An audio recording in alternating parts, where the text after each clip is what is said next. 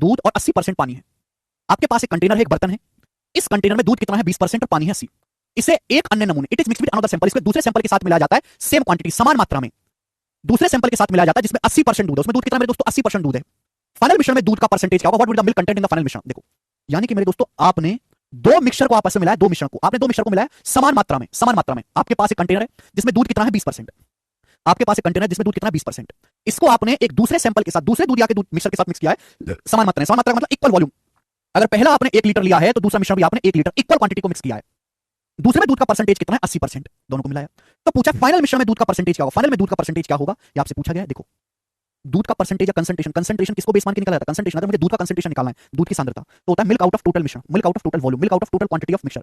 तो यानी कि मिश्रण हमेशा टोटल वॉल्यूम को बेस मान के निकाला जाता है। तो हमने आपको सिखाया कि डेविएशन लगाने के लिए बेस वैल्यू का रेशियो पता होना चाहिए। आपको बेस वैल्यू का रेशियो यहां पर ऑलरेडी पता है, बेस वैल्यू का रेशियो आपको ऑलरेडी पता है। आप बोलोगे हां जी सर, ठीक है जी, पता है कि नहीं? मैंने क्या सिखाया? मैंने आपको सिखाया कि अगर बेस वैल्यू सेम हो, आपने पहला भी 1 लीटर लिया, दूसरा भी 1 लीटर लिया, दोनों की समान मात्रा को मिक्स किया है, पहले में 20% मिल्क है, दूसरे में 80% मिल्क है, तो फाइनल जो मिश्रण बनेगा उसमें कितना मिल्क होगा? अगर बेस सेम है तो ओवरऑल निकालने के लिए हम हमेशा एवरेज औसत ले लेते हैं। मैंने डेविएशन में आपको पढ़ाया है, ठीक है? आप दो मिश्रण है तो 2 से भाग कर देंगे, 3 मिश्रण है जोड़ के 3 से भाग कर देंगे, 4 है जोड़ के 4 से भाग कर देंगे। इसमें 20% मिल्क है, इसमें 80, तो फाइनल में कितना होगा? 20 जमा 80 100, 100 बटे 2 50%। तो फाइनल मिश्रण में जो मिल्क का परसेंटेज होगा 50% होगा, 50%। ए ऑप्शन इस सवाल का आंसर हो जाएगा।